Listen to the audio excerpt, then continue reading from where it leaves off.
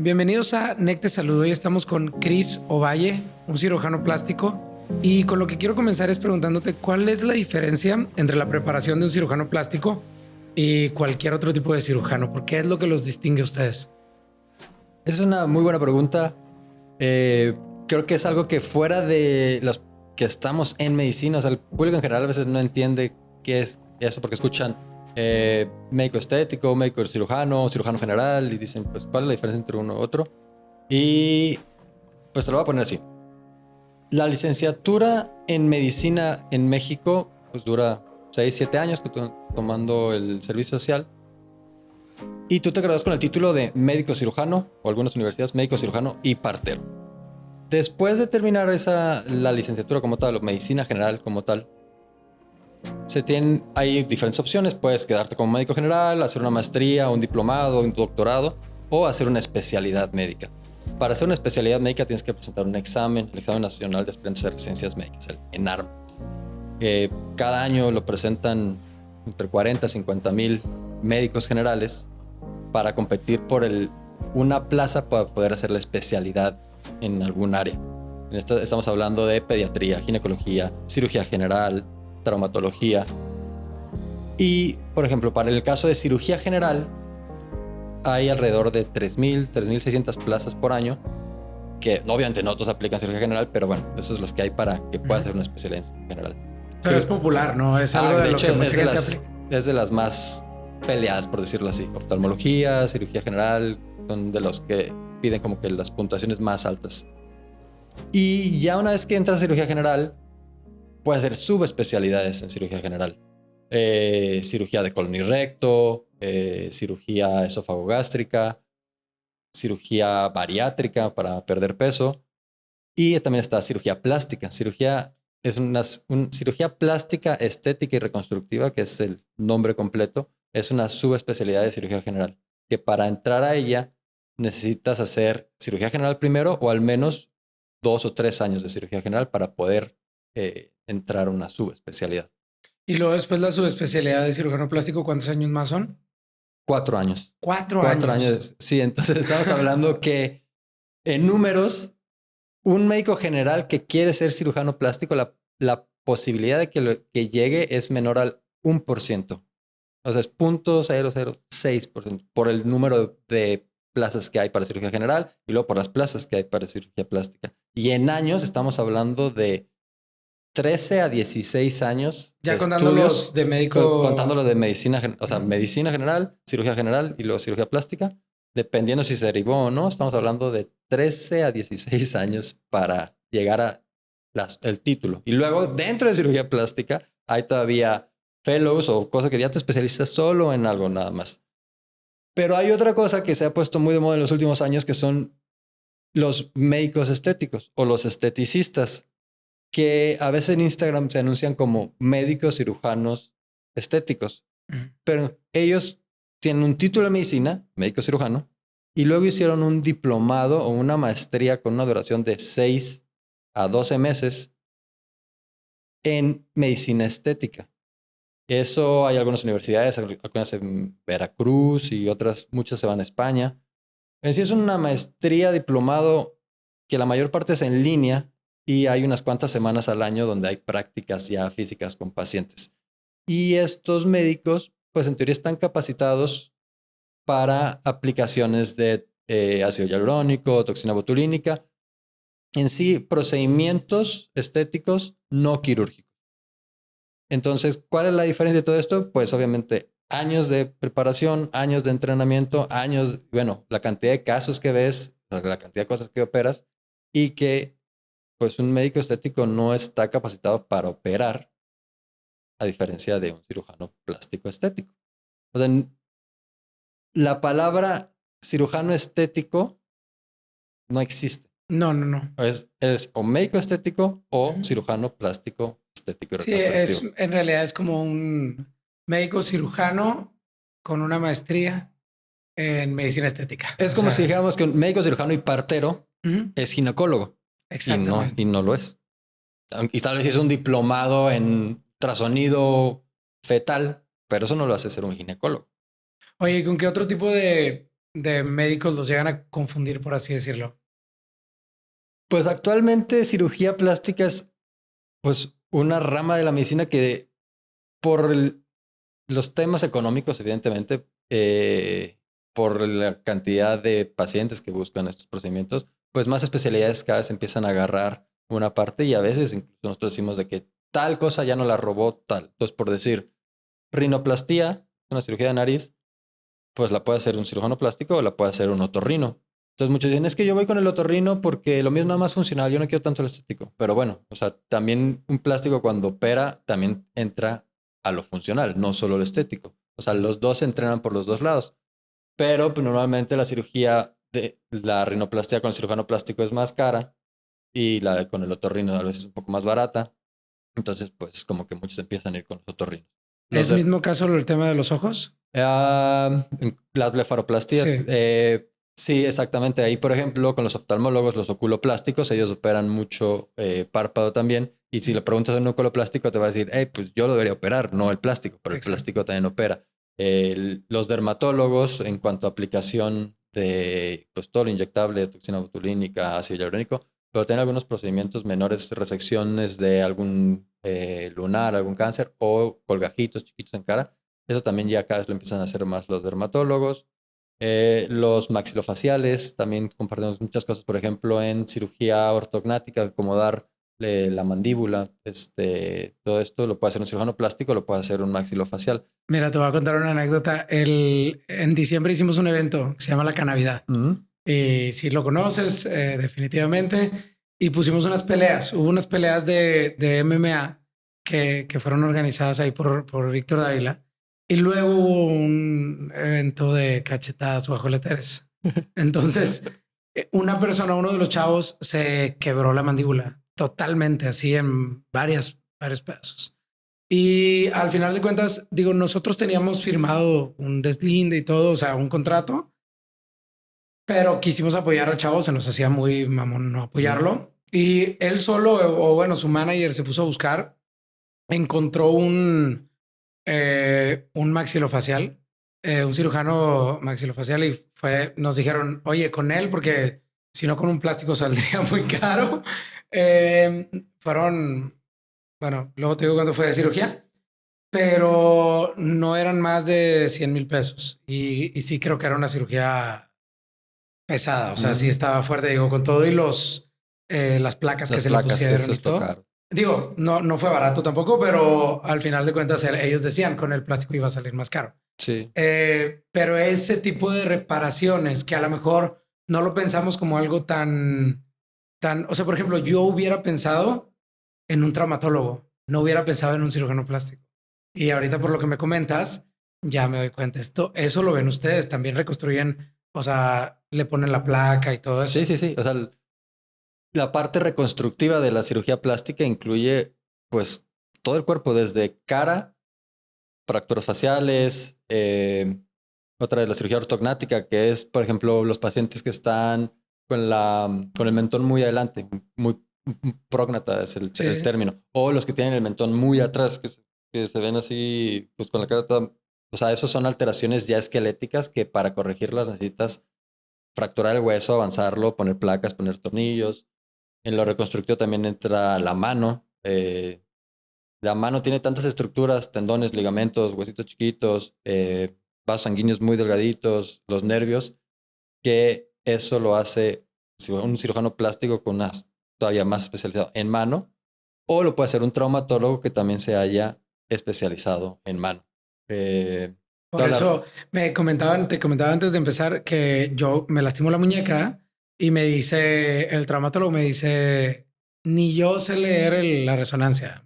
Te lo tiene que dar el resultado el radiólogo con especialización en músculo esquelético, porque no es tan sencillo. Entonces es por todo esto que me comentas. Es una estructura muy complicada. Sí, exactamente. Está llena de estructuras y a veces dice, fue una cortadita chiquitita, ¿qué va a pasar? Sí, pero a 2 milímetros, 3 milímetros, 4 milímetros a lo mucho por abajo de la piel están los tendones que nos ayudan a flexionar el dedo, o están los nervios que nos dan la sensibilidad en los dedos.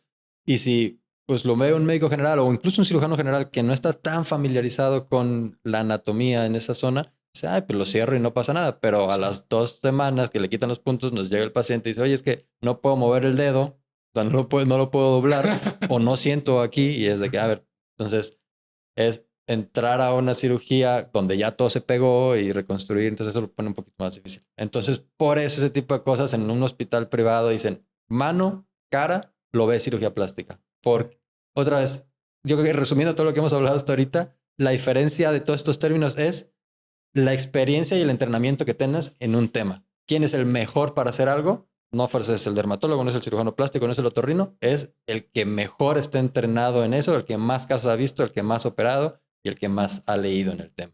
Pero definitivamente ustedes que, repito, muchas veces uno piensa en cirujano plástico y piensa solo en lo Lo estético estético. o piensa en implantes o piensa en este tipo de cosas. Con todo el entrenamiento que tienes, a mí, ahora sí uno se da cuenta de que puedes hacer básicamente una gama muy amplia de cirugías. No es nada más los implantes o lo estético, ¿no? ¿Cómo se ve un día de Chris? Un día de un cirujano plástico. Entiendo que hay diferentes, entiendo que hay cirujanos que tienen agenda llena de aquí hasta que 365 días para sobre todo temas estéticos que les va increíblemente bien. Yo tengo entendido de que tú sigues haciendo muchas cosas reconstructivas. Vi también por ahí un emprendimiento que tienes y todo. Entonces, en el caso tuyo, ¿cómo se ve y cómo te ayuda eso a seguir obteniendo la experiencia que estás agarrando? La verdad es que como cirujanos plásticos, otra vez, lo más lucrativo es lo estético. Entonces todos queremos vivir solo el estético porque pues, es la vida glamurosa, la vida que vemos en las series de televisión, en las películas y ves al cirujano plástico multimillonario. Y eso, pues, o sea, económicamente hablando, la forma más fácil de conseguirlo, pues, donde hay más mercado es pues, lo estético. Ujú. Lo reconstructivo es un estilo de vida diferente. ¿Por qué? Porque ahí hay urgencias. O sea, se fracturó la mano a las 2 de la mañana tal persona, se cayó el niño de la cama a las 4 de la mañana y se abrió la cara, se rompió la nariz. Entonces, es eso, o sea, tener que estar disponible para resolver urgencias. Entonces, eso le quita a veces un poquito la vida glamurosa del cirujano plástico. Ah, no, pero le quita la El, glamorosa, pero la entretiene Sí, bastante. entonces muchos compañeros míos dicen que lo reconstructivo, o sea, todo eso es lo que te hace sentirte todavía médico como Ujú. tal. Porque la verdad es que otra vez, el lado estético, y nos lo mencionan en congresos, en pláticas, o sea, asesores fuera del área médica que ya viéndolo como un negocio, en la cirugía estética no son tantos pacientes ya, son Clientes, clientes, es son correcto. clientes. Y en la reconstructiva vuelven a ser pacientes, son pacientes que su vida está afectada en este momento y si tú no haces algo, no van a mejorar o su vida va a ir en decremento. Ujú. Eh, También otro tema y otra vez entra lo económico. Alguien en lo estético va porque lo puede pagar. Ujú. En lo reconstructivo, pues un accidente puede pasarle a una persona con mucho dinero o a una persona nada de dinero y ahí es lo que a veces los pacientes, al menos aquí en México, pues se quedan atorados. El caso que acabas de contar, tal vez este chavo no consigue el apoyo y yo lo veo aquí en el lado de reconstructivo, pues es que tenemos que poner placas, pero no pueden pagar las placas. Entonces, pues si no pueden pagar las placas, a veces pues mucho menos van a poder pagar tus honorarios. Claro. Entonces, y pues tristemente aquí en México la mayoría de las personas no tienen seguro de gastos médicos mayores. Entonces, pues no hay quien cubra eso. Entonces, en el punto de vista económico también ahí, pues no, no le llama la atención a todos. Dicen, ya tantos años me he esforzado, pues quiero vivir bien, quiero ganar más. Claro, tienes 13 Eh, años chingándole. pero pues yo en mi punto de vista creo mi forma de vivir, digo que si estás tomando de la vida más de lo que estás dando de vuelta, lo estás haciendo mal. Entonces, creo que tienes que ayudar también al menos afortunado. Creo que yo me considero muy afortunado, he tenido muchas bendiciones y muchas cosas me ha dado la vida, entonces también tienes que dar de vuelta. Dentro de mi profesión sería pues el lado reconstructivo. Oye, y pasemos a lo estético, que sé que te gusta. si tuvieras que hacer un top, no voy a poner un número porque si nos extendemos está bien, de cosas que se hace la gente desde el punto de vista estético, ¿por dónde tendrías que empezar? Bueno, te puedo dar números contundentes, hay estadísticas al respecto. Ajá. Según el ISAPS, que es la Sociedad de Cirujanos Plásticos Estéticos más grande del mundo, por sus siglas en inglés, según sus estadísticas, vamos a dividir los procedimientos en quirúrgicos y no quirúrgicos. Procedimientos estéticos quirúrgicos y no quirúrgicos. Dentro de los quirúrgicos, el más realizado en el mundo es la liposucción. Al año se realizan más de 2 millones de liposucciones en el mundo. A ver, espera, pero vámonos uno por uno. ¿Cómo se realiza una liposucción? La liposucción es la aspiración de grasa y ya, nada más. Porque la liposucción normalmente se combina con otros procedimientos que viene siendo la lipotransferencia. La grasa que se saca, vamos a decir, del abdomen, de la región glútea, de los muslos, de las axilas, de la espalda, toda esa grasa que se saca con la intención de disminuir un poco el tamaño del cuerpo, que es una parte del contorno corporal, por decirlo así, o de la lipoescultura. Ujú. Esa grasa la puedes utilizar para inyectarla en otras zonas y darle volumen. Por decir, inyectarla en el glúteo para darle más volumen al glúteo. O otra vez en el lado reconstructivo, inyectarlo en pacientes que tuvieron para reconstruirle una cicatriz en la cara, cosas así. Pero bueno, la liposucción es nada más la aspiración de la grasa como tal. Entonces, es el procedimiento más realizado. El segundo ¿Es doloroso el procedimiento? pues durante el procedimiento. Durante no, ¿verdad? O sea, estás anestesiado, pero ya después. Después son molestias moderadas por las primeras semanas, 2 semanas, a lo mucho, pero es bastante tolerable. Ok. Te iba a preguntar otra cosa, nada más para acabar con el de la liposucción, pero se me olvidó lo que te iba a preguntar. Bueno, molestias moderadas. Ya me acordé.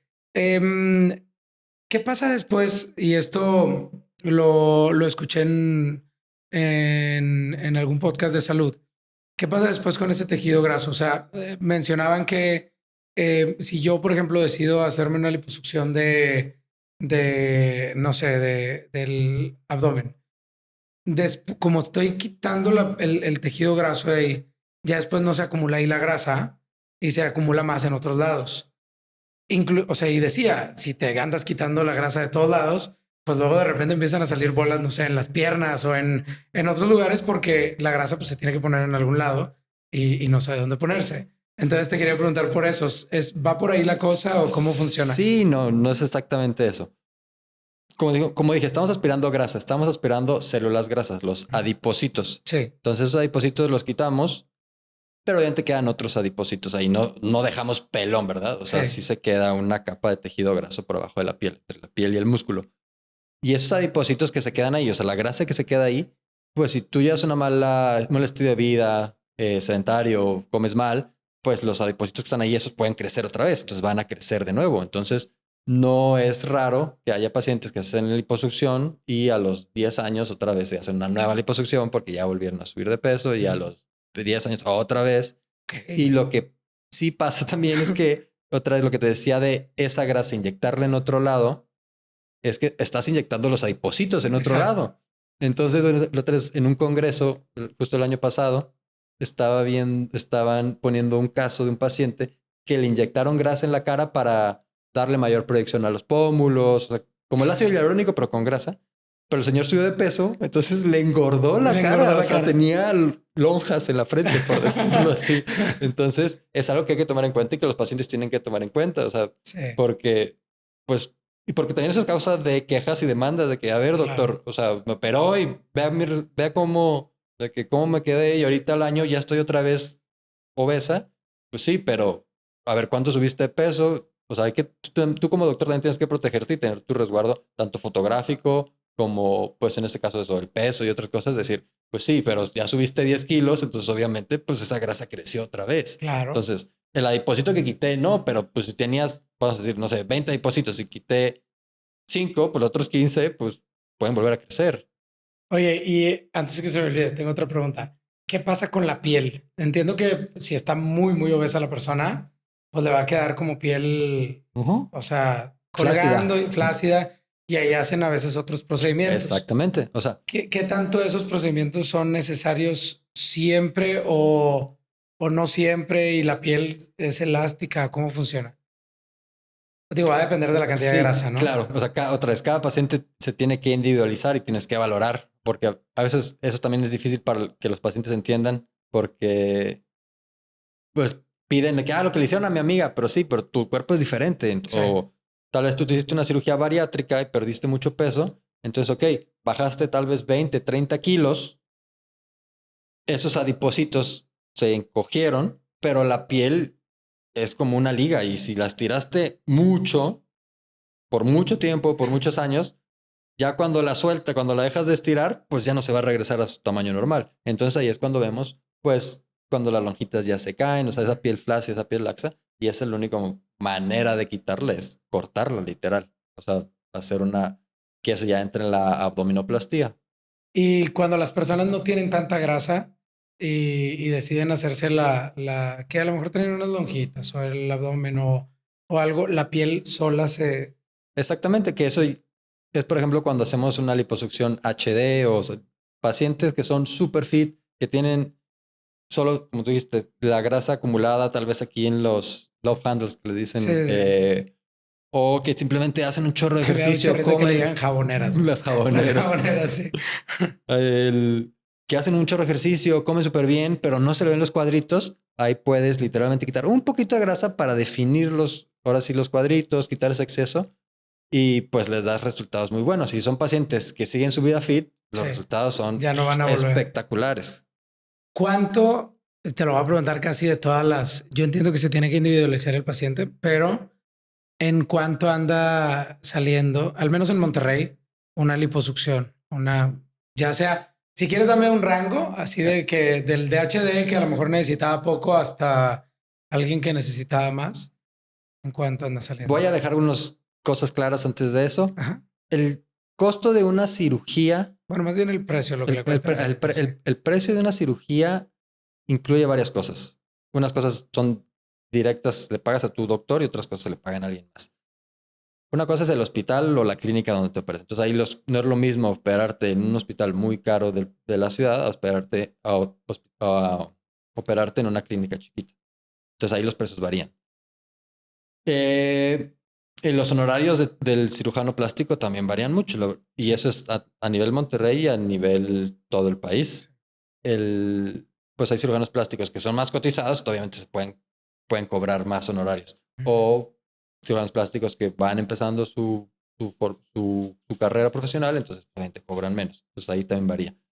Los costos del anestesiólogo, igual el anestesiólogo más preparados, pues cobran más, el anestesiólogo más joven, por lo tanto cobra menos.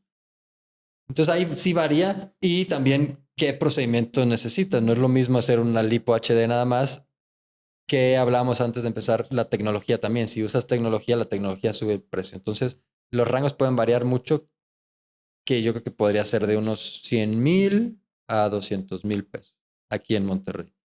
Pero otra vez, hay mucha variabilidad dependiendo. Sí, o hasta más, ¿no? Sí, exacto. O sea, pudiera costar hasta más. Porque algo que también he visto, sobre todo aquí que es una ciudad grande y que pues hay mucha competencia, de repente empresas o hospitales ya te venden paquetes, unos precios bien difíciles de creer y, o sea, no sé, una lipo en 40,000, 50,000 pesos, dices, oye, pero es que ahí, ¿cuánto está ganando el cirujano? ¿Cuánto está ganando el anestesiólogo? ¿O en qué dónde se están ahorrando tanto dinero para poderte bajar tanto el precio sin arriesgar tal vez a veces la seguridad del paciente o la seguridad del procedimiento? Seguramente tiene que ver con la capacidad instalada y con el tema de que ya tengo todo el equipo, que a lo mejor lo tengo parado, por así decirlo, y prefiero, aunque sea poquito, como industrializar el proceso. Sí, No sí, sé. sí. O sea, sí Yo pensaría que va por ahí el asunto. Sí, es un poco así, es que estás diciendo algo de industrializar, pero otra vez no estamos tratando un carro o un robot, sí. Es un humano. Entonces sí hay muchas variables que en tal vez seres no vivos no afectan y sí influyen otras cosas tal vez. Bueno, ok, vámonos con el número 2. Yo estoy pensando que es o implantes de mama o rinoplastía. Aumento de mama. Aumento de mama en general, porque puede ser con implantes o sin implantes. Pero ¿Cómo es sin implantes? eso normalmente se acompaña de otro procedimiento que sería la mastopexia, que es pacientes ya más grandes que tienen tal vez la mama caída, entonces tienen un tamaño de glándula de buen tamaño, pero tal vez ya la tienen caída, entonces ahí puedes con sus mismos tejidos recolocarlos y eso va a dar pues mayor volumen a la mama porque está en ¿Es lugar de... complicada esa cirugía? Pues Más que el implante. es más tardada, definitivamente. Es más tardada, es más cara, porque poner un implante te puedes tardar tal vez 30 minutos, 1 hora, y el levantamiento como tal, pues sí son 2, 3, 4 horas, dependiendo la técnica que hagas, otra vez dependiendo del tamaño de la mama. Y aún a veces ahí también haces eso, más poner implante. Pero bueno, hablando de la segunda es aumento de mama, más muy probable con implante. Es el segundo más realizado con 1.900.000 y cacho. O El sea, otro día vi en tu Instagram que la Kylie Jenner había compartido su cirujano y había compartido el tamaño del implante el y dónde tamaño se del lo puso. implante y todo, y comentabas que no, que no pensaran las mujeres que pueden llegar con el cirujano y decirle, ponme igual, ¿no? Exactamente, justo es eso, no es una receta de cocina. Y yo justo decía en ese post, lo que tal vez a Kylie Jenner le funcionó, lo que tal vez a tu amiga o a tu hermana le funcionó, pues no necesariamente te dará el mejor resultado a ti, porque cada paciente tiene un cuerpo diferente. Puede tener tal vez el tórax más ancho, o puede ser mucho más delgadito, puede tener más o menos glándula. Entonces, ahí yo decía, ¿qué nos sirve más a nosotros como cirujano plástico? Pues que nos traigas fotos de qué sí te gusta, qué no te gusta, y así yo te puedo decir, pues sabes qué, para tu complexión, para todo esto, pues un implante de ese tamaño te queda mejor y te va a dar esa apariencia, porque pues no todas las mujeres pesan y miden lo que pesa y mide bien, ¿no? Entonces sí Exacto. es bien importante eso. No buscar, es lo que siempre decimos, no buscar un resultado exacto, ¿vale? Porque nunca vas a ser como otra persona, porque por tus huesos, por tu grasa, por tus músculos, por muchas cosas, pero sí podemos buscar resultados similares con tu gusto, acorde a tu gusto. Acorde a tu gusto, pero que te queden a ti, ¿no? Exactamente, que Sí. sean naturales. He visto por ahí que hay diferentes tipos de soluciones en los implantes, si no me equivoco. Sí, ¿Cuáles son estas o soluciones? sea, lo más popular es solución salina Ujú. y pues, los implantes de silicón. La verdad es que en México o en países de Latinoamérica casi no se usa solución salina. Yo creo que el 99%, el 100% son de silicón. Los de solución salina fueron muy populares en Estados Unidos porque hubo un tiempo que el silicón no estaba aprobado por la FDA. Mm. Entonces, por eso se usaban los de solución salina. Pero pues eso no pasó en México y en otros países. Entonces, por eso aquí casi nunca llegó al mercado las de solución salina. Oye, y luego, así como con la liposucción decías de que sube la persona de peso y 10 años y otra vez otra lipo y otra lipo, con el tema de los implantes, ¿hay cirugías que se tienen que hacer después o cuánto tiempo duran? ¿Cómo funciona? La creencia actual popular es que si te pones implantes a los 10 años te los tienes que cambiar. Eso por un lado creo que surgió de la misma mercadotecnia de los proveedores de implantes que la gente ellos quieren vender, pero también es, a ver, todo lo que se usa en medicina tiene que estar comprobado científicamente, ¿no? O con estudios grandes que demuestras que no estás haciendo daño. Entonces, pues los proveedores decían, a ver, pues en nuestros estudios estudiamos hasta 10 años, hasta 10 años nos dimos cuenta que no causaba problemas, pero ya después de 10 años yo no te puedo asegurar Y que con no va eso, a o sea, causar de ahí se problemas. agarraron. Ajá, entonces de ahí, pues, no, pues hay que cambiarlo cada 10 años. La verdad es que la recomendación actual es cada año, y sobre todo más cerca de ya más años, que te cheque tu cirujano, ver cómo está tu implante, porque lo que puede pasar, la complicación que que solemos tratar o por lo que cambiamos el implante es la famosa contractura capsular, que se crea literalmente pues una cápsula, una envoltura alrededor del implante y que se inflama y se contrae, entonces pues causa dolor, causa un aspecto raro porque el implante está pues constriñido y eso es pues lo que estamos buscando en las revisiones. O sea, si se ve que no hay contractura capsular, si no tienes molestias, si no hay dolor, puedes tener tu implante. Y hay pacientes que tienen 20 años con su implante y no les causa problemas. Por un lado. Por otro lado es que pues el cuerpo humano sigue cambiando, sigue envejeciendo, los tejidos se van haciendo más débiles. Entonces, si a tus 20 años te pusiste un implante, estabas flaquita y toda tu piel, todos tus tejidos estaban firmes, probablemente a tus 40 años que ya estuviste embarazada, tuviste hijos, amamantaste, pues esos tejidos ya no están tan firmes como estaban hace 20 años. Entonces podrás tener pues todavía las boobs redonditas por el implante, pero probablemente ya están caídas. Entonces sí es muy común o lo más común es que si tienes implantes, eventualmente vas a necesitar otra cirugía, ya sea para cambiarlos o simplemente pues para volver a darle un buen aspecto a la mama. Y hablando sobre ya la parte muscular y todo eso, o del tejido, he visto por ahí en videos que me salen, no sé, de que por abajo, por arriba del músculo, bla, bla, bla. ¿A qué se refieren con esto? Y al menos tú, ¿qué es lo que recomiendas? ¿O no hay recomendación? Depende de la persona. Eh, Podemos poner el implante, digámoslo, en dos planos. El subglandular, o sea, por abajo de la piel y la grasita de la mama, y el submuscular, que es por abajo del pectoral, del músculo pectoral mayor. Cada uno tiene sus ventajas y desventajas y no se lo puedes poner a todos los pacientes. Una paciente muy flaquita que casi no tiene glándula, pues no le puedes poner el implante ahí porque pues se va a ver muy exageradamente redondo y puede ser que ni cabe bien. Entonces ahí lo tienes que poner por abajo del músculo, por decirlo así en términos generales. Pero si es una paciente que tiene un buen tamaño de glándula, pero tal vez pues es una paciente que además hace mucho ejercicio y o tal vez es fisicoculturista, que sí necesita pues ejercitar el músculo, pues tal vez le puede quedar muy bien por debajo de la glándula como tal. Eh, Otra ventaja de por abajo del músculo a veces tal vez es que es un aspecto un poquito más natural, no se nota ese como que donde salta el implante que está por debajo de la piel, el músculo como que le da un aspecto un poquito más en gota, como es lo parecido a lo fisiológico, por decirlo así. El implante está más cubierto, pero pues como abriste músculo, tal vez es un poquito más doloroso, la recuperación es un poquito más larga. Entonces ahí tienes que jugar y considerar lo que está buscando la paciente, si trae sus fotos y así. Ahorita una técnica más nueva, más reciente es lo que se conoce como dual plane, que pones una parte del implante por abajo del músculo, pero el músculo no lo cierras por completo, entonces otra parte del implante queda por abajo de la glándula. Entonces ahí de cierta manera estás consiguiendo las ventajas de las dos técnicas. Okay. Entonces ahí así se los puso Kylie Jenner, por ejemplo. Pues ella decía de que half under the muscle o algo así puso la Sí. descripción. A eso se refiere.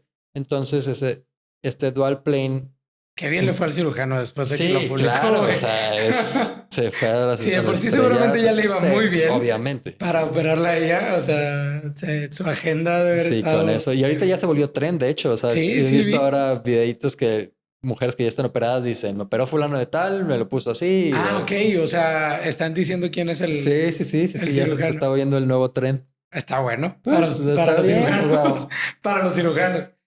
Y bueno, yo me imagino que en este ha de haber una variabilidad todavía más grande en cuanto a cuánto le cuesta a alguien operarse esto que la ahí por liposucción, ejemplo, ¿verdad? sí, ahí por ejemplo entra el precio de los implantes El precio. también. O sea, hay diferentes marcas de implantes.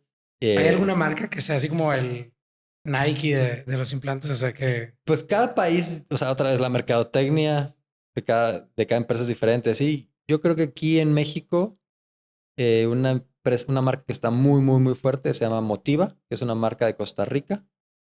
Ha ganado mucho terreno a pesar de ser bastante nueva, pero ha sacado tecnología hace rato, o sea, implantes mucho más, El que otro es día más vi un TikTok que naturales. decía implante para cuando te quiere poner el implante el tóxico y adentro del implante venía un Un GPS, güey. GPS, sí. Sí, güey. Pues esta marca, de hecho, tiene unos implantes con chip. De hecho, Ok.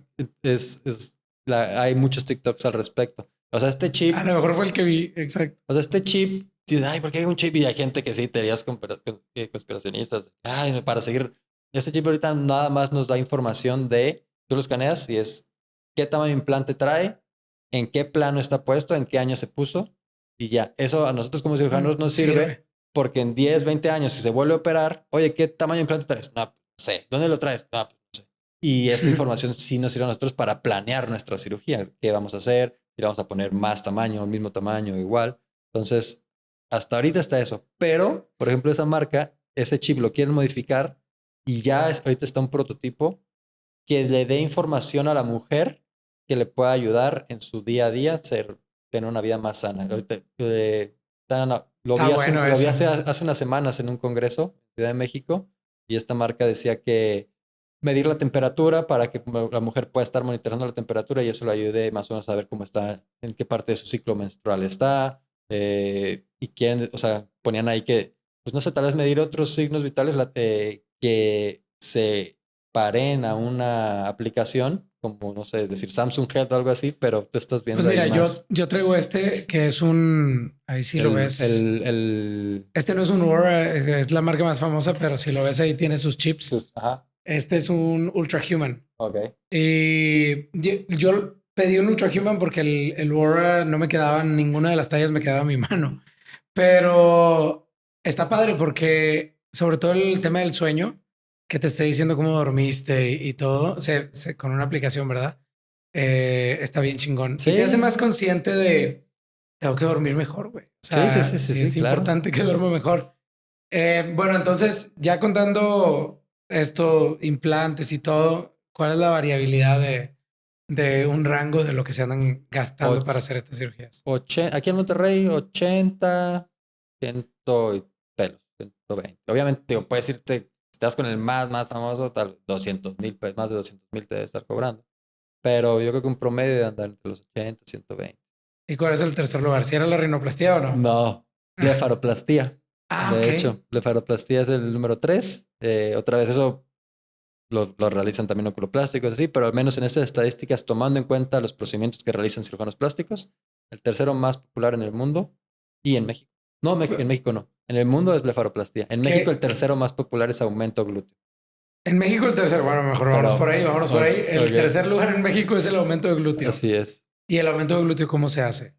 Eh, lo más común, lo más fácil es hacerlo la lipotransferencia, que es lo que hablamos hace rato. Tomas grasa de otro lado y lo colocas en el glúteo. Pero eso no hace, digo, pensando que la grasa a lo mejor es más flácida que el músculo, eso no hace que se vea flácido. ¿Cómo está el asunto? La- ¿O es el por la técnica que cuerpo esté bien hecho? sí, exacto, influye dónde colocas esa grasa. Y sí, pues dices, la grasa es líquida, no es exactamente líquida, pero pues, digamos como un puré, se ve como un puré. Y se puede dispersar, o sea, si la pones en la mesa se va a dispersar. Pero hay que tomar en cuenta que el cuerpo, por ejemplo, el tejido celular subcutáneo, todo está comportarizado. Todo tiene espacios chiquitos. Entonces, si lo metes, sin, o sea, si no cortaste el glúteo, por decirlo así, si no creaste tú una separación no natural y lo inyectas a presión, pues Sí, es como si lo inyectaras en una bolsita y la expandes nada más. sí. Entonces, sí se mueve un poco, sí migra, pero no es como que está ahí. Pero digamos que el cuerpo encuentra la forma de acomodarlo. O sea, no es como que te lo pones donde lo inyectaste, vas a tener una bola de grasa. O sea, Sí, no, sino que y lo puedes hasta moldear, sí lo puedes, o sea, ahí en quirófano, después de inyectarlo, masajeas y medio le das forma y así. Eh, Eso digamos que es el procedimiento más rápido o más sencillo de hacerlo, pero también existen, así como implantes de mama, existen implantes glúteos y puedes colocar pues un implante por debajo del músculo glúteo mayor. Es, aquí no sé por qué no lo mencionaban, solo ponían o sea, la palabra como tal, aumento glúteo. No sé si solo se refieren a implantes o a también la lipotransferencia. Yo pensaría que cuentan la lipotransferencia como aumento glúteo, porque la verdad es que en mi percepción aquí en México el aumento glúteo con implantes no es tan popular. O sea, de hecho, no son muchos los cirujanos plásticos que hacen aumento glúteo con es a implantes. través de la lipotransferencia. Es mucho Que más ahí común. te cuesta la liposucción y luego que te lo transfieran Pero lo haces en el mismo procedimiento. en el mismo Sí, sí, procedimiento. sí. O sea, es lo que le llaman cirugía de contorno corporal. Normalmente acompañas la liposucción con lipotransferencia y tal vez una abdominoplastía. Ok. Bueno, y la blefaroplastía, que ya ibas a hablar de eso, es ¿qué es exactamente? ¿Corrección de los párpados, levantamiento o cuál es la forma correcta de describirlo? Sí, es la cirugía de párpados. Ok. Total. Y eso es quitar, pues conforme vamos envejeciendo, pues la piel otra vez va siendo más laxa, entonces los párpados pues también tienen piel y esa piel se empieza a caer. Y llegan a veces pacientes ya de edad más avanzada diciendo es que veo como si me estuvieran bajando La cortina. la cortina o el telón. Y es eso, que los párpados se le empiezan a caer. Entonces, en el párpado superior puedes recortar ese exceso de piel. Y también tenemos un poco de grasita en el párpado y también eso a veces empieza a bombar. Entonces, pues tal vez quitar un poco de esa grasita para que no se abombe tanto. Y en el párpado inferior normalmente ahí no tienes que resecar tanta piel, ahí no tiende a colgar tanto. Entonces ahí lo que haces es jugar otra vez con las bolsitas grasas. Si las tienes muy pronunciadas, las puedes recortar un poquito o las puedes reposicionar para dar más volumen en una zona que tal vez ya se ve pues desinflada por el paso del tiempo.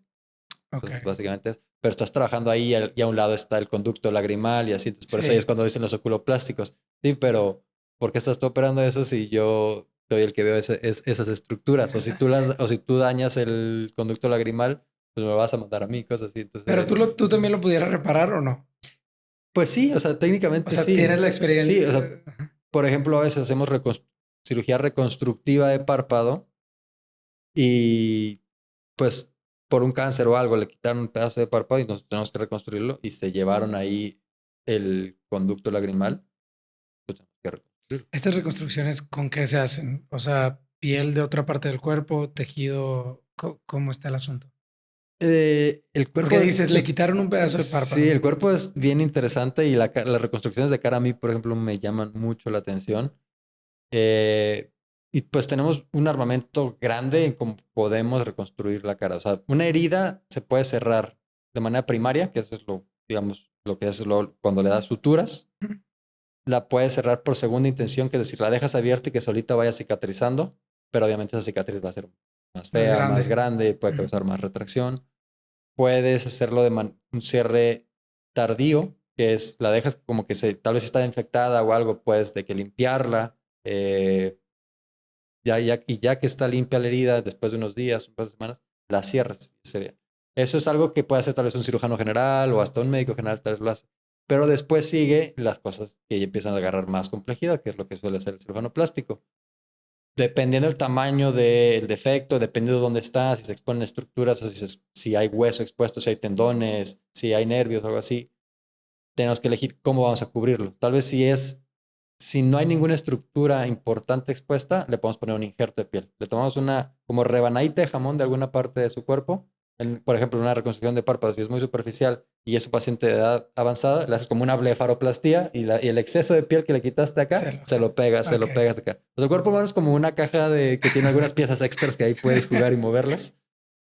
Eso sería un injerto de piel. Pero después también viene los colgajos, que ahí ya estamos moviendo tejidos que necesitan estar conectados a su fuente sanguínea, a su irrigación, para que sobrevivan. Entonces ahí podemos mover segmentos de piel, grasa y músculo para cubrir un defecto. Tal vez que ahí sí está expuesto el hueso, que ahí está expuesto los tendones, por decir la mano. Entonces, si pusieras un injerto ahí, no va a pegar. Entonces mueves estos colgajos y esos colgajos los puedes mover, no sé, regionales, por decir, si vas a reconstruir el cuello, avanzas el músculo pectoral mayor con su piel y su grasita abajo y lo giras para cubrir esta zona, pero nunca lo desconectaste de su vaso sanguíneo. Pero también puedes hacer otras cosas más locochonas que quitas ese mismo tejido, por decir, lo quitas en el músculo recto abdominal con grasita, un pedacito del músculo recto abdominal con grasita y con piel, lo desconectas de su vaso sanguíneo y vas y lo Se conectas lo acá conectas arriba, allá. que eso es lo que se hace, es un colgajo libre que se hace con microcirugía. Lo haces con un microscopio, con suturas Tienes que. Ah, sí. chiquitititititas, porque estás conectando un vaso sanguíneo que mide 3 milímetros de diámetro y estás Wow. conectando con suturas que miden menos que un cabello. Entonces eso lo haces a través de un microscopio. Por eso Entonces, duran 7, 8 horas sí, esas exactamente. cirugías. O te digo, pueden durar. Yo estaba en cirugías de 15, 18 horas. Wow. Y dices de que, o sea, Quiero ir a mi casa. o sea, en ese momento no lo piensas, pero más bien terminas y es de que ahí me duele todo, de que estoy todo chueco. Oye, qué interesante. Me perdí en esto. La parte de esta conexión de vasos sanguíneos, eh, por ejemplo, se da también cuando alguien se quiere revertir una vasectomía. Sí, por ejemplo, eso lo hace más un urólogo con entrenamiento en microcirugía porque pues otra vez estás conectando el conducto deferente que debe tener 5 milímetros de diámetro.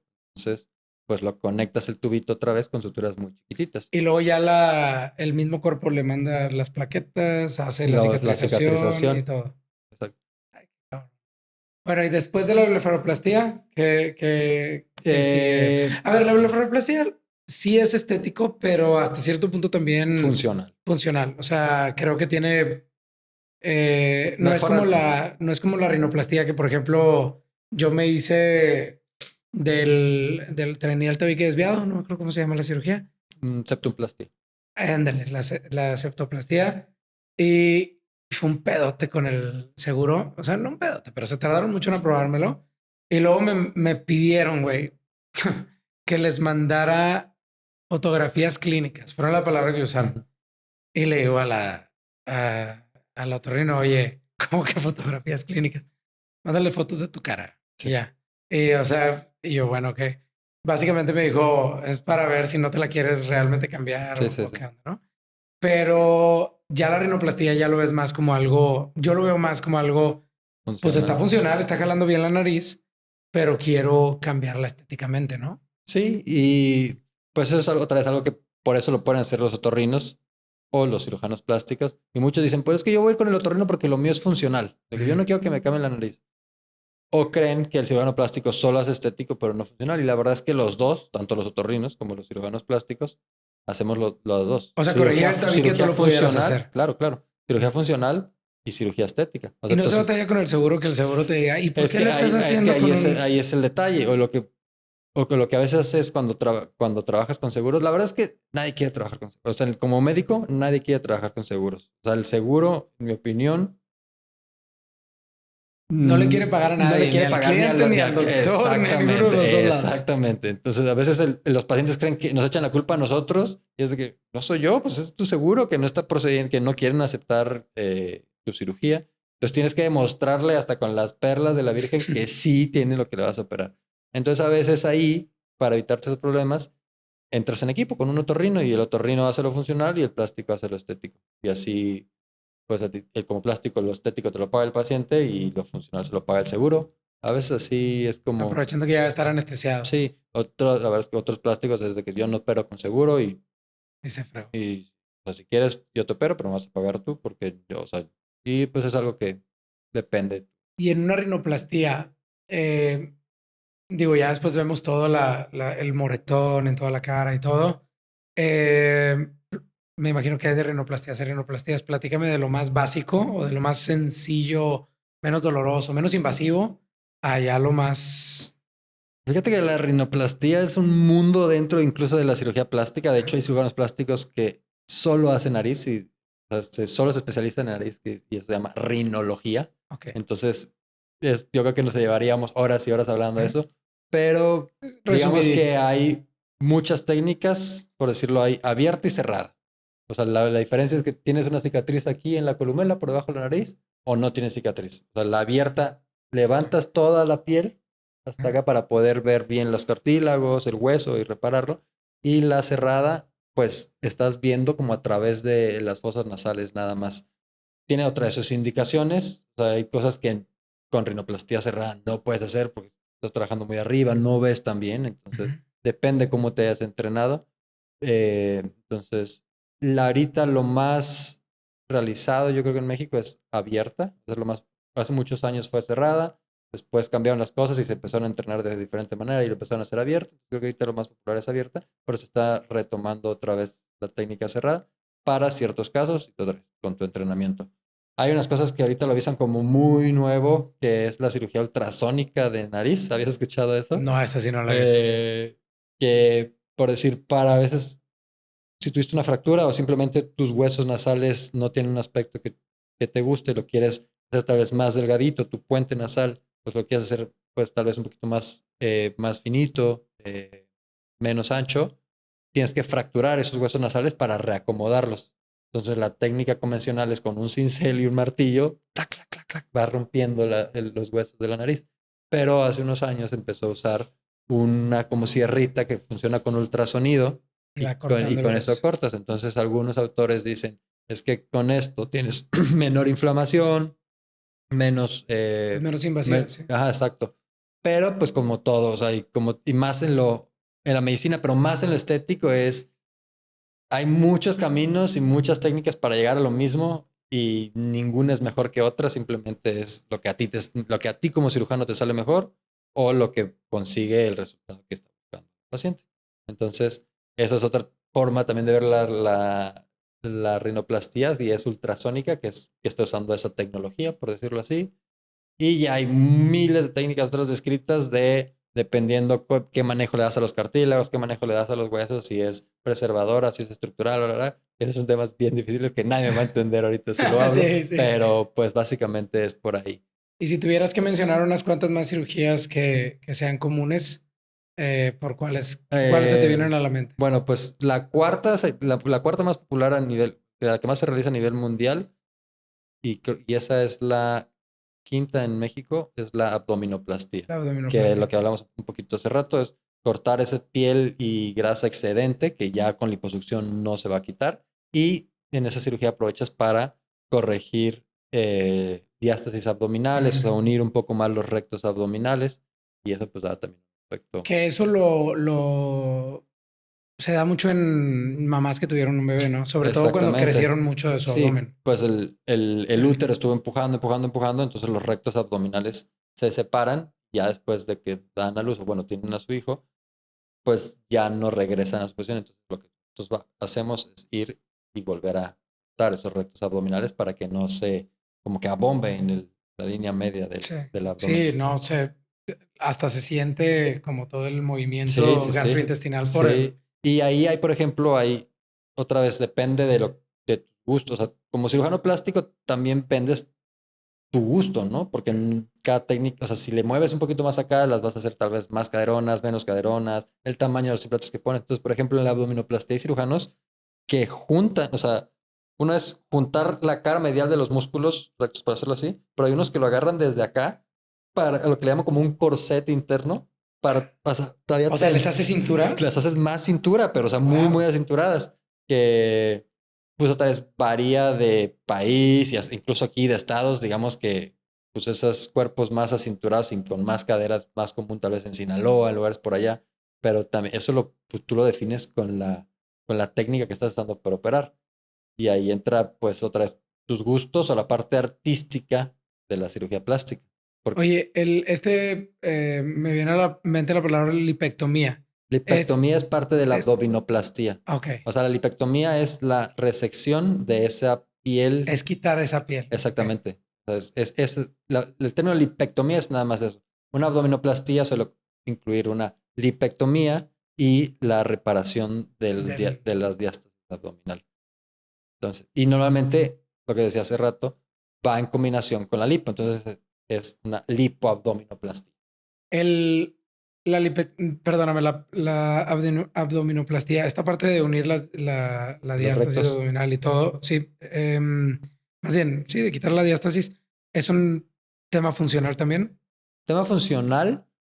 o no? O sea, lo ves Depende del así. grado, o sea, depende del grado y en teoría, por ejemplo, o sea, algunos seguros sí cubrirían la cirugía, la abdominoplastia por la diástasis de rectos, si en verdad le está causando muchas molestias al paciente. Yo personalmente nunca he visto un caso que el seguro lo cubra, pero tendríamos que hablar de una diástasis enorme que literalmente le está causando al paciente que pues no sé, alteraciones gastrointestinales, que sería yo creo que el mayor problema, o sea, que las tripas estén ahí Sí, saliendo por ese lado, pero pues sería un caso muy, muy, muy, muy severo. muy Entonces, extremo. sí, la verdad es que cuando yo estaba en cirugía general, los libros de cirugía general decían la diástasis de rectos, porque vienen normalmente en el capítulo de hernias abdominales. Entonces decía, la diástasis de rectos se opera por temas estéticos y eso lo hace el cirujano plástico. Eso era lo único que Lo decía quitaron para del. cirugía general. Entonces, pues No venía incluido. sí, quedó totalmente estético. Pues, sí. Ok, y luego, ¿qué más que se te ocurre? Y la quinta ahora sí es la rinoplastia. La La rinoplastia. rinoplastia a nivel mundial es la cirugía más hecha. Por eso es en ambos sexos. En hombres, la rino sí sube, creo que al tercer, tercer lugar. Ah, sí. Sí. Ah, ese sí no me lo. Hubiera pensado que las mujeres. Pero bueno, es que como hay tantas cosas que las mujeres se pueden hacer o Sí. se hacen, O sea, por se ejemplo, va. el top 5 en hombres es blefaroplastía, Ujú. ginecomastia, es decir, cuando tienen man boobs, Sí, sí, sí. quitar, Que de hecho, rinoplastía. estamos en NECTE, el exceso de la cannabis puede provocar ese pedo. Ujú. De THC. De El exceso de THC. De THC THC, sí. provoca Puede provocar ginecomastia. La ginecomastia. verdad, o sea, hay muchas causas, pero sí. Pero esa es Sí. algo común que superen los hombres. La tercera de Digo, los... lo más común es temas hormonales, ¿no? Sí, Bueno, exacto. obesidad y temas hormonales. Y fisiológica, o sea, no tienes alteración en tus hormonas, pero Simplemente así es tu te cuerpo. salió, sobre todo, eso es más común en la adolescencia, Ah. pero sí. Tercera, perdón. Entonces, dijimos blefaroplastía, Ginecomastia y luego ginecomastia, rinoplastía. rinoplastía, liposucción es la cuarta en hombres y la quinta sería, que a mí me sorprendió eso también, transferencia de grasa a cara. O sea, en lugar de usar ácido hialurónico, puedes poner un poquito de grasa en los labios o en los pómulos para dar más volumen. Entonces, ese Bueno, es el... esto me da pauta para el siguiente tema o más bien lo siguiente que te quería preguntar. Empezaste hablando sobre la medicina estética. Todo eso, estos procedimientos de Botox, toxina botulínica, de ácido hialurónico, ese ustedes o los cirujanos plásticos de plano no lo hacen porque alguien más lo está haciendo o sí lo hacen también. ¿Cómo está el asunto? Fíjate que es una súper buena pregunta esa. O sea, esos temas que son los procedimientos estéticos no quirúrgicos. A ver, me queda claro que lo pueden hacer. Solo quiero Exacto. saber No, si... o sea, estamos entrenados para hacerlo, pero pero es algo que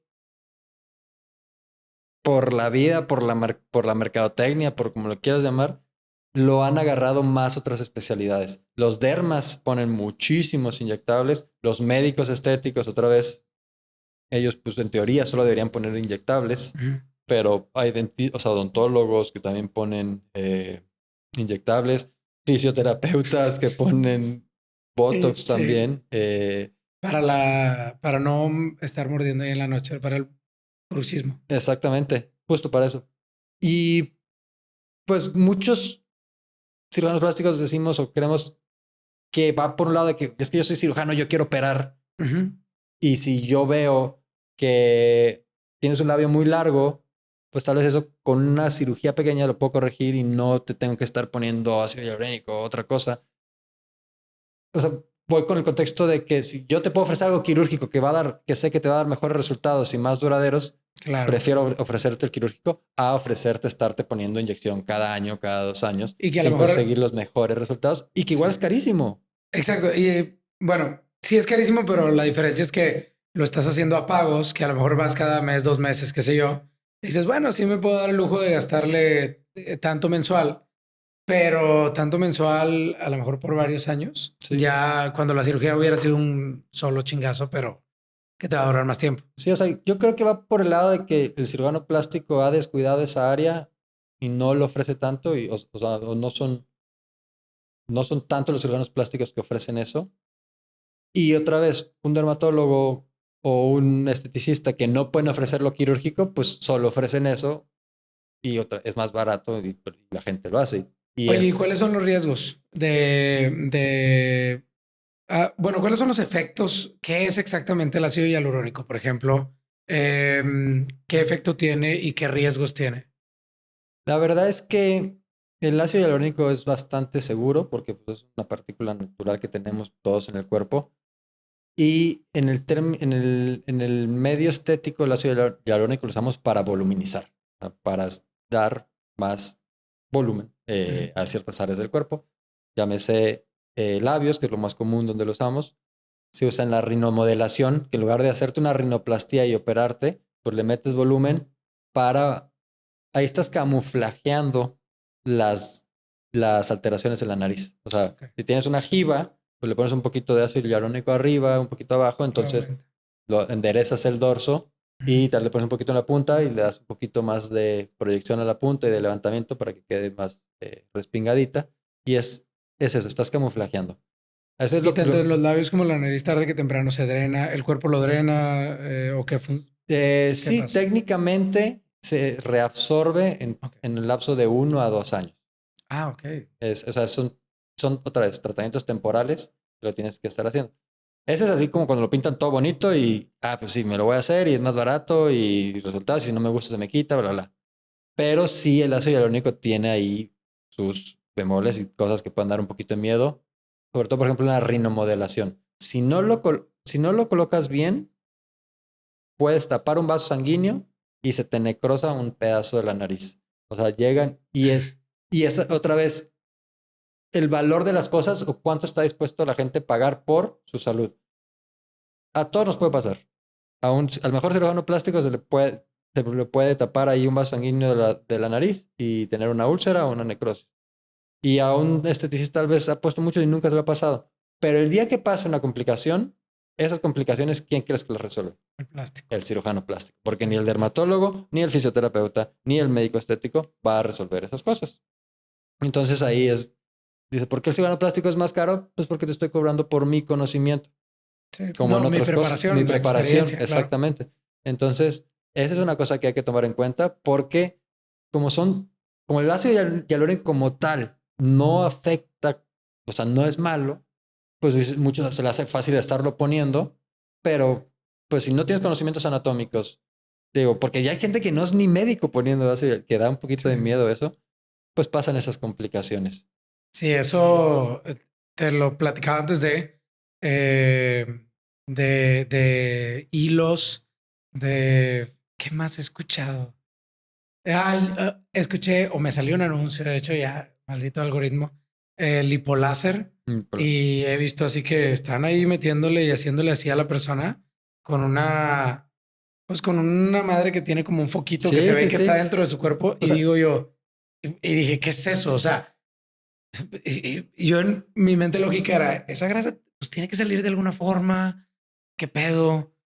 ¿Funciona o no funciona? Y te iba a preguntar. Fíjate que esas cosas, todos los procedimientos estéticos no quirúrgicos, también lo realizan cirujanos plásticos, pero otra vez es la diferencia no es lo mismo que te lo hagan en una clínica que está aprobada por Secretaría de Salud, con un cirujano que está capacitado para hacerlo, con instrumental estéril, con buena técnica, a que te lo hagan porque pasa en clínicas clandestinas, en casas, que te lo haga una persona. En un local comercial. Exacto. O sea, eso, por ejemplo, también ahorita regresando un poquito a lo de ácido hialurónico. Te vas y te inyectas o quién sabe qué, que tal vez está inyectando un producto que nada que ver, sí. Está inyectando aceite u otras cosas, que sí pasa y lo vemos, que se llama enfermedad por biopolímeros. Le inyectas quién sabe qué cosa y tal vez en el momento no lo ves y tiene muy buenos resultados, pero de repente a los 4 o 5 años llegan y de que es que vea, me pasó esto y el ácido hialurónico que se iba a deshacer, pues no era ácido hialurónico y está ahí, o sea, y sigue ahí. Lo mismo con el lipoláser o los procedimientos de radiofrecuencia, pues sí, si lo haces sabiendo anatomía y esto, todo bien, pero ¿qué tal si te clavas? Porque en teoría estás trabajando en la grasita nada más, por debajo de la piel.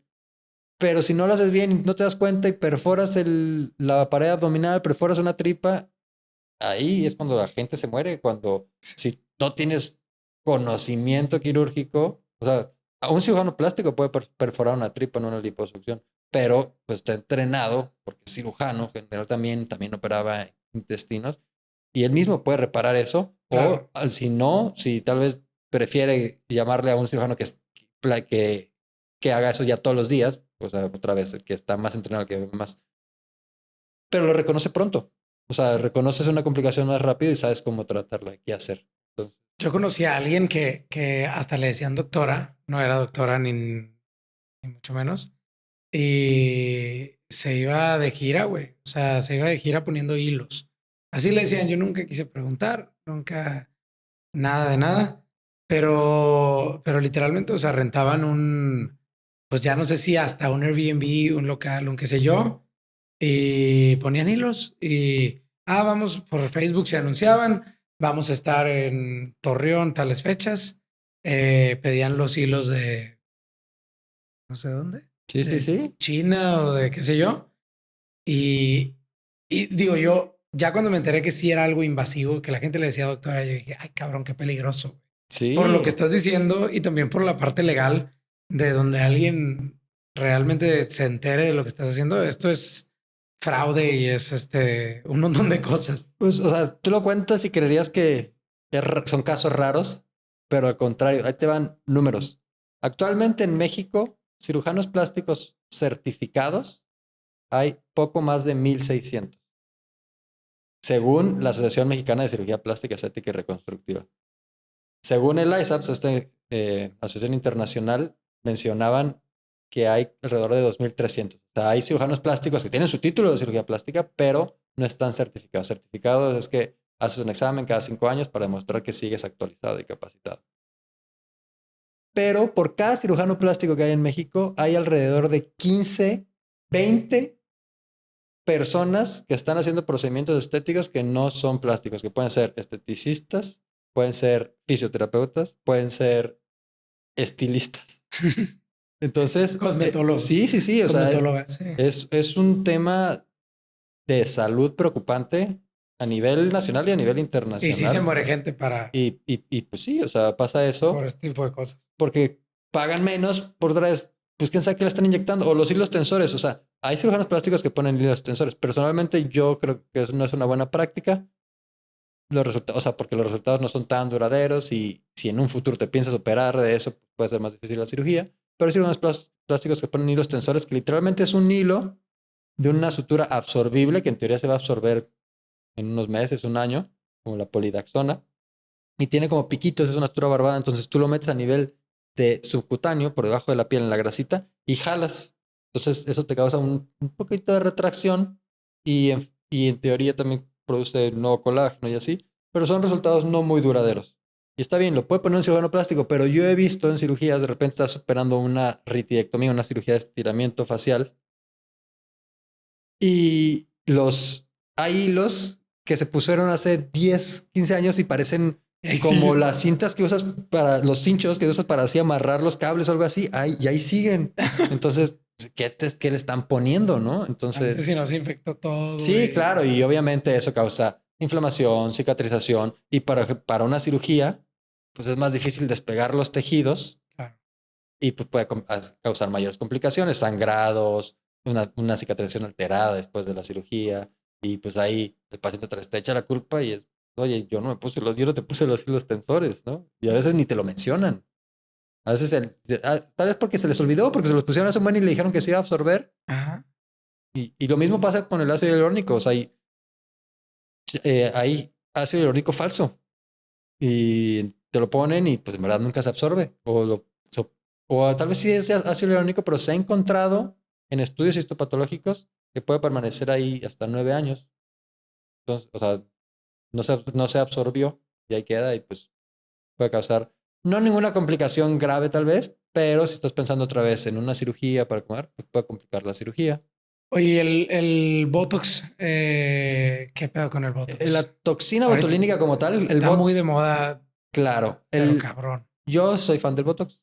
Bueno, Botox es una marca. Es como decir Kleenex. Ok. El término es la toxina botulínica y hay diferentes marcas.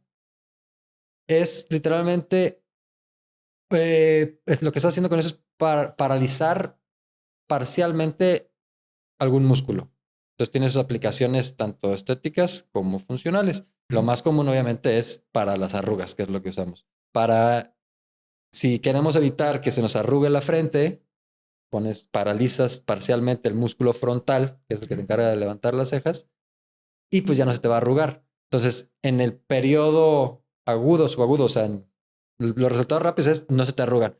A largo plazo, estás previniendo que esta arruga se vuelva una arruga estática. O sea, después de arrugar mucho tiempo la piel por muchos años, pues llega un punto en el que aunque ya no estés levantando las cejas, se ve. Se te ve. Entonces, la toxina botulínica hay que verla como sus resultados en el momento y como de manera preventiva.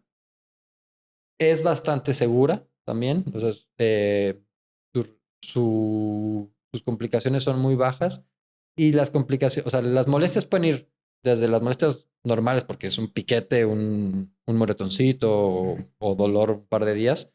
Y las complicaciones más graves pueden ser que si se inyectó donde no se debe, puede causar pues alteraciones ahí musculares no tan buenas, por decir que se te caiga el párpado o que se te caiga o que te rías así. Sí. Oye, bueno, ya mencionaste que es bastante seguro. Ya mencionaste los riesgos. le llaman, bueno, ya sé que ya me dijiste que es una marca, pero le llaman Baby Botox. ¿Es a esto de estárselo poniendo de a poquito Baby o qué Botox significa es esto? Digo, es es mercadotecnia. exactamente, Es es una mercadotecnia. estrategia meramente de merca. O sea, Baby Botox es poner toxina botulínica en menores cantidades a más corta edad como de manera preventiva. Y si funciona, es algo que Sí, claro, recomiendas. claro. O sea, Aparte no es muy yo, caro, ¿no? pues depende de la marca que te pongan y quién te lo ponga, Ajá. pero yo creo que los rangos aquí en Monterrey en el mercado para tercio superior deben andar entre 4,000 a pues 10, 12,000. También varía cuántas unidades pones. O sea, si eres una persona que tiene muchas arrugas, necesitas más unidades y pues si cobras por unidad, pues obviamente sale más caro. Y el Baby Hace, Botox es más barato porque pones menos unidades. hace ya unos cuantos años, yo creo que hace como 5 o 6 años, 6 años, mi suegra se puso Botox, pero le había sobrado. Entonces, pues ahí estaba mi suegro y le dijo, ponte lo que sobró. Entonces, ya lo pagamos, ponte lo que sobró. Entonces se lo pone. Y no, como nos daba mucha risa porque, pues en realidad no fue un tratamiento que fuera para él. Y no sé cómo se lo pusieron, que se reía y se veía como que todo medio contorsionada la cara. Y nos daba mucha risa y le duró como sus buenos 6 meses no poderse reír muy bien. Sí, es lo peor que puede pasar es eso, que Ok. se te levante un poquito de más la ceja, que se te caiga un poquito el párpado y pues, a los 4 o 6 meses se quite y ya. Ok. También es común que lo pones y no hace efecto luego. O sea, ves los efectos de la toxina como hasta los 14 días, hasta las 14 días. Entonces los primeros días empieza a paralizar un poquito y tú estás, oye, o primero te dicen, oye, no me hizo nada, de que no se me ha paralizado Ponme nada, de que más. regrese mi dinero y de que no, aguántate. O sea, espera. O se empiezan a paralizar, entonces de repente se levanta la ceja, pero se levanta así como que nomás este lado y así. Y es de que, bueno, espérate. Y si ya para los 14 días pues ves que se sigue levantando ahí, pues nomás le pones un poquito, o sea, es lo que llamamos el retoque. Le Ok. pones un poquitito y ya corriges esos pequeños errores. Entonces, la mayoría de los pequeños errorcitos que hagas se pueden corregir, a excepción de lo del párpado, que si el párpado se te cae, si te tienes que aguantar. Puedes dar medicamentos y todo, pero pues sí tienes que aguantar unos 4 o 6 meses para que ya se te abra bien otra vez. Oye, pues recapitulando, ya nos platicaste de cómo se preparan, todo lo que hacen, todo lo que haces. También el tema de no quirúrgico que puedes hacer.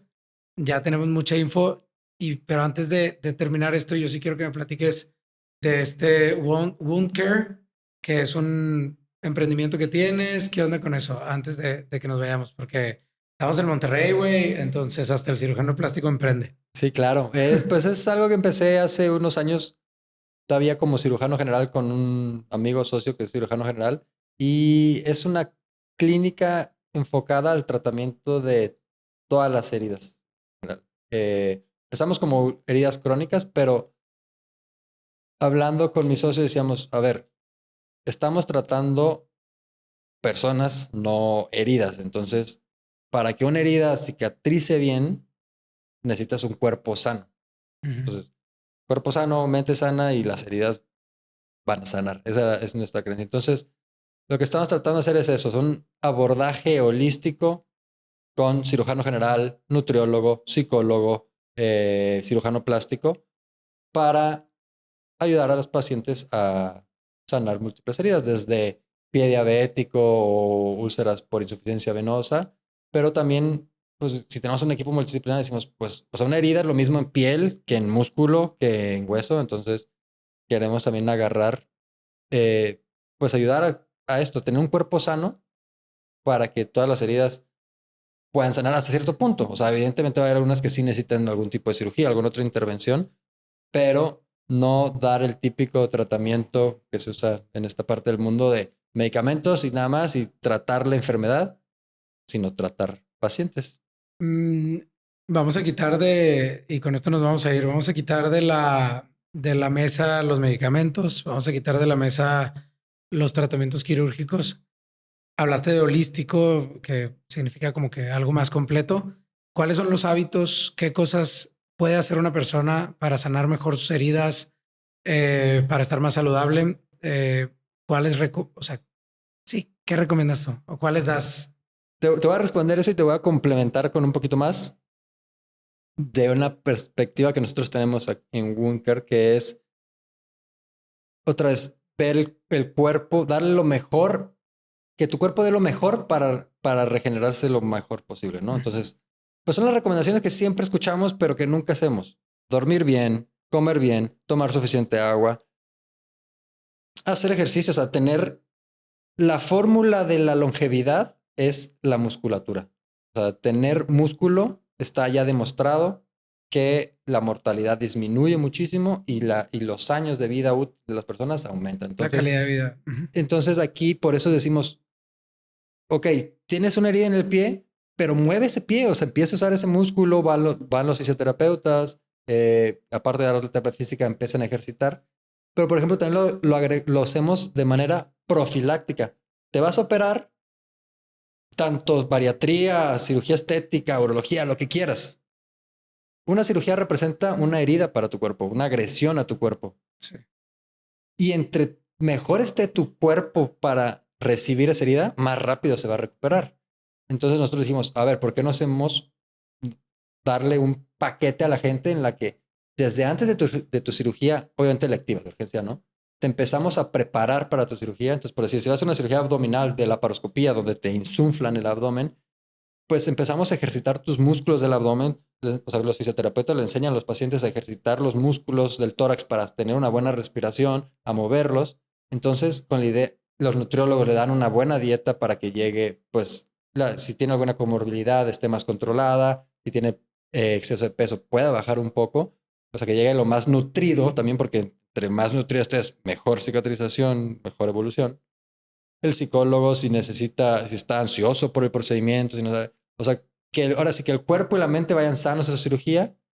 Después de la cirugía, inmediatamente empezarlos a mover, o sea, ya está descrito que un paciente que con movilidad temprana, que empieza a comer temprano y todo eso, su recuperación va a ser mejor. Entonces, nuestro equipo va al hospital, empieza a mover a los pacientes, si no se pueden mover ellos, moverles las piernas, ayudarlos con la respiración y todo. Y el seguimiento postoperatorio, que a veces muchos especialistas por el tiempo, lo tienen que delegar o a sus enfermeras o a otra persona y ellos no ven las heridas como tal. Pues aquí tenemos un equipo multidisciplinario que también está viendo pues las heridas de tus pacientes, puedes identificar complicaciones tempranas y pues ahí seguimos además todo lo de la terapia física, tanto para la cicatriz como para el cuerpo en general y utilizando pues tecnologías como, o sea, ultrasonido, láser infrarrojo y otros. Entonces, ahí abordamos lo funcional y obviamente lo estético de las heridas. Está, no me lo esperaba. No, no me lo esperaba. Está muy padre. Está increíble. Eh, mm, va muy en contra a cómo se trata la salud en México, en América Latina, a lo mejor también en Estados Unidos, ¿no? Como Pues que occidental. sí, occidental, exacto. Como que nos esperamos al chingazo, a lo correctivo, a, a todo esto. Y yo también, yo coincido con todo lo que acabas de decir. Yo cuando empiezo a sentir que me estoy enfermando, me voy a hacer ejercicio porque creo que todo ese flujo sanguíneo, todo ese movimiento me va a ayudar a mejorar las defensas. Eh, la mejor, también el tema de la alimentación. Se da mucho en el tema de las embarazadas, que creo que ahí hay algo de cultura me tengo que poner a dieta durante el embarazo. O sea, Sí, y a veces lo hacen por el bebé que tienen ahí, pero también es pues porque luego me va a recuperar más fácil o más sí, y rápido. justo es algo que O voy a bajar de en peso más rápido. A veces lo hacen en por las embarazadas estética. empieza a agarrar un poquito más de fama esto también, que es, y que nosotros también lo ofrecemos, que es eso, o sea, preparar el cuerpo para tu embarazo, otra vez, Sí. ejercitar tu musculatura pélvica, ejercitar tu abdomen, aprender a cómo respirar para el momento del parto o lo que sea. Entonces, todo eso, si tienes un equipo, un fisioterapeuta o si tienes en unión con tu ginecólogo, o sea, el ginecólogo puede mandar a esos pacientes para que nuestro equipo lo vea y les ayude otra vez a ejercitarse y llegar preparados a su parto o a su cesárea. Ok, Sí. no, pues súper bien. Bueno, pues Cris, muchas gracias por haber venido, por estar aquí en Necte Salud. De Necte, ya saben, entran a necte.mx. Ya no abordamos el tema, pero no sé, el CBD o que es un desinflamatorio, descontracturante, puede ahí jugar algún rol en el tema de la recuperación, en algunas cirugías o en algunos casos. Eh, Digo, es nada más por propiedades antiinflamatorias, ¿no? No es, bueno, antioxidantes también. Eh, ¿Alguna vez lo has visto que alguien lo use o que te digan quiero usarlo? O cómo lo ves? Creo que su uso está aumentando mucho en el país por También la disponibilidad, que claro, ya la lo puedes conseguir. disponibilidad, legalización, muchas Ujú. cosas. Creo que a muchas personas les está ayudando. En el punto de vista quirúrgico, si nos vamos a la evidencia científica, Es que no la hay. No la hay. no hay Ah, suficiente evidencia. O sea, hay estudios preliminares, por sí, ejemplo, estudios preclínicos o en animales, que se ha visto que, por ejemplo, CBD tópico ayuda a la cicatrización de las heridas, que sea más rápida, menos inflamación, sí, pero otra vez es en animales o en estudios in vitro. sí. Entonces, no, Llegas a no encontrar algunos en Canadá y en otros lados donde ya se ha ampliado. reportes de casos, o sea, Exacto. que son chicos y al final Sí. del día, si no vas al método científico, lo más vaya son estudios multicéntricos, aleatorizados, doble ciego, bla, bla, bla. Entonces, sí, o sea, ahí es, no me malinterpreten, no estoy diciendo está bien o está mal. La ciencia dice eso. Sí. Personalmente, yo lo veo como, a ver, si a ti te funciona por el punto de vista de que te ayuda con la ansiedad o te ayuda a dormir o te da un poquito de apetito para comer, Ujú. pues lo usas como un aditamento extra, te va a ayudar. Yo creo que sí. En cuestión de, eh, hay un pequeño detalle en la cirugía de si se ha visto que el CBD afecta el citocromo P450, entonces esto Ok. puede prolongar los niveles séricos de algunos otros medicamentos. Entonces, para anestesiar, te tienen que meter más medicamento para poderte dormir. Ok. O si prolonga el efecto, por ejemplo, si le vas a dar un anticoagulante y él por alguna razón tomaba warfarina, pues puede causar sangrados. Son cosas que otra vez son estudios muy pequeños que a veces no se divide si es CBD, si es usuario de CBD o si es usuario de THC, Ujú. otras cosas. Entonces, otra vez, ¿lo puedes apoyar o no? La sugerencia es, si te vas a operar, de preferencia disminuir la dosis o suspenderlo unos días antes, Sí. tal vez unos días después y después ya volverlo a usar. Sí, lamentablemente y complementando lo que dices, no hay pues todo este estigma que tiene la palabra ya nada más cannabis, aparte que es una sustancia controlada y todo Claro, claro. eso. No hay ahora sí que suficiente evidencia. Se han hecho estudios para el tema por ejemplo, del evitar la caída del cabello. Ujú. Eh, Justo una dermatóloga que se llama Sonia Ocampo, la dermatóloga me decía, aquí teníamos producto de CBD, lo dejamos de vender porque la empresa aparentemente como que les quitaron los permisos de Cofepris, qué sé yo, y me decía ella, nos da muy buenos resultados cuando tenían una dermatitis. Y si al final de cuentas una dermatitis es una inflamación y la inflamación hace que se te caiga el cabello. Entonces es de la marca DS Mm. el producto. O sea, sí es una marca súper reconocida que manejan muchos dutasterida, etcétera, etcétera, ¿no? Y hay estudios que también argumentan que sale más cabello, pero son estudios hechos en Canadá, que son de los pocos lugares que tienen casi como áreas médicas totalmente dedicadas a la cannabis.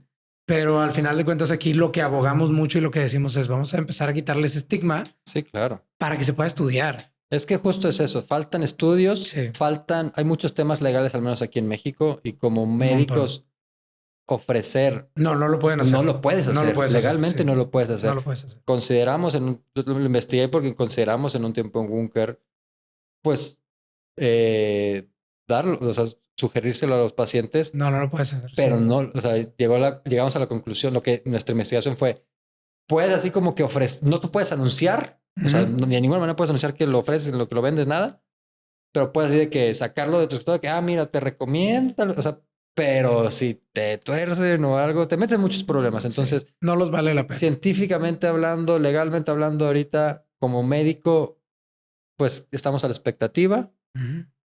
Pero mi opinión personal es otra vez individualizar.